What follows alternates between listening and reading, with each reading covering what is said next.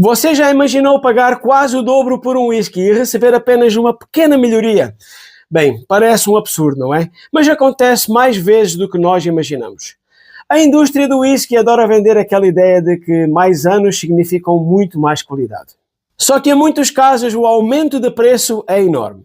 E a diferença na experiência é bem menor do que a carteira gostaria de acreditar. Hoje nós vamos falar de um verdadeiro titã, o GlenAllachie 18 anos, e ver se compensa um investimento. Eu não vou passar o pano para a destilaria, pois eu descobri que este rótulo tem um ponto fraco muito interessante. E o nome dele é GlenAllachie 15 anos. Ele é um verdadeiro calcanhar de Aquiles para o de 18. Bem, quando você serve o de 18, o visual impressiona. E muito. Assim como o de 15 anos. Na boca, o de 18 anos é um espetáculo de integração. Você vai sentir uma pancada de frutas vermelhas bem maduras, aquele bolo de blueberry saindo do forno. Marzipan, uva passa e um toque terroso herbal que traz uma complexidade brutal. O tempo de boca é longo, amadeirado e persistente. É um whisky fantástico, mas o de 15 anos também não é? Bem, no 18 anos eu esperava mais. Eu esperava aquela experiência extraterrestre que o preço promete, mas isso não aconteceu. É aqui que a gente entra naquela realidade nua e crua dos bastidores do mundo do whisky. A mídia passou décadas empurrando a ideia de que quanto mais velho o whisky, melhor ele seria. Isso seria uma inverdade. Nem sempre é assim. Manter um whisky no barril por 18 anos é um risco financeiro e sensorial bizarro para a destilaria. Vamos aos fatos agora. Depois de 18 anos, uma parte enorme do barril já evaporou. O volume diminui, os custos aumentam e alguém precisa pagar essa conta. E detalhe, isso acontece na Escócia, onde o clima é frio. Imaginem só em países mais quentes. A perda é ainda maior. Mas aqui está um detalhe que pouca gente comenta. O maior perigo não é o whisky que evapora. É o whisky que fica dentro do barril. Eu vou explicar. Nesses 3 anos extra de confinamento, a madeira não perdoa. O contato prolongado com o carvalho pode fazer um whisky passar do ponto. No caso do GlenAllachie 18, ganhou uma estrutura mais amadeirada, mais taninos, mas perdeu uma doçura crucial. Aquela pegada característica que coroava o GlenAllachie 15 como um whisky soberbo e acima da média. Essa integração excessiva com a madeira pode acabar por sufocar o ponto mais valioso e prazeroso de um whisky: o equilíbrio.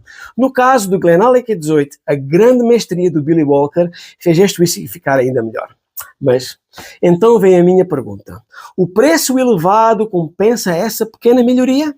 Para o bolso do apreciador da classe média, por exemplo, pagar essa conta não faz sentido algum. A matemática do GlenAllachie 18 não acompanha a linha do preço. Quem acompanha o canal sabe o quanto eu gosto do Seaweed and Dayton's Indignant Fire 18 anos. Sabemos que são propostas de whiskies totalmente diferentes, mas vamos comparar apenas o que me motiva à compra de uma garrafa. Ele entrega uma assinatura sensorial tão única, tão fora da curva, que se amanhã eu subisse para o preço do GlenAllachie 18, eu continuaria comprando. Já o GlenAllachie 18 sofre o pior dos males que um whisky premium poderia sofrer. Ele tem um irmão mais novo que é um monstro sagrado. O GlenAllachie 15 anos entrega tanta potência, tanto equilíbrio por praticamente metade do valor, o que faz do 18 anos virar um luxo sem lógica para o dia-a-dia. Para fechar o raciocínio, isso não é um problema exclusivo da GlenAllachie, é um padrão de mercado. Vejam um exemplo clássico da Glenfiddich 18 anos. É um whisky perfeito?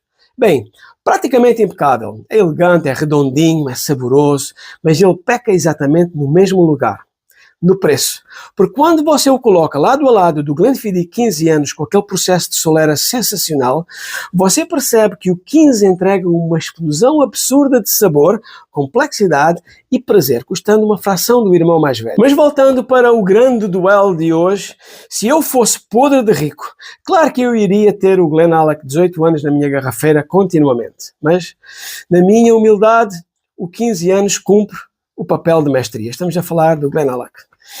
E serve muito bem. Com isto eu não quero dizer que fiquei decepcionado com o GlenAllachie 18, até porque não dá para ficar decepcionado com um colosso desses na minha garrafeira. Eu estou feliz da vida por ter a oportunidade de provar uma joia de rótulo como estes. Mas se o GlenAllachie 15 não existisse, eu sim recomendaria o 18 anos sem hesitar. O problema do 18 é justamente existir 15 anos. Você acha que 3 anos a mais na Madeira justificam a destilaria dobrar o preço da garrafa? Ou você também já percebeu que o ponto de equilíbrio de muitos whiskies acontece bem antes? Deixa a tua opinião nos comentários. Obrigado por terem assistido a mais um vídeo. Até a próxima.